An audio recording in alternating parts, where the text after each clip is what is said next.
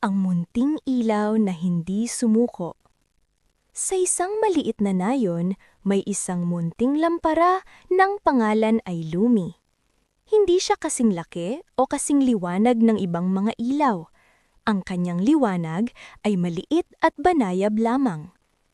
Isang gabi, may malakas na hangin na dumaan sa nayon. Ang malalaking ilaw ay nagliwanag ng matindi sa simula, ngunit nang lalo pang lumakas ang hangin, isa-isa silang namatay. Natatakot si Lumi, ngunit marahan niyang ibinulong sa sarili. Maaring maliit lang ako, pero patuloy akong magliliwanag. Lalong lumakas ang hangin. Nanginginig si Lumi, ngunit iningatan niya ang kanyang apoy at patuloy na nagbigay liwanag. Isang batang naligaw ang nakakita sa liwanag ni Lumi at sinundan ito pauwi ng ligtas.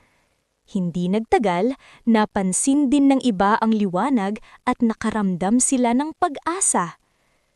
Nang sumapit ang umaga, sinabi ng mga taga-nayon, ang pinakamaliit na ilaw ang siyang pinakamalaking tulong sa amin.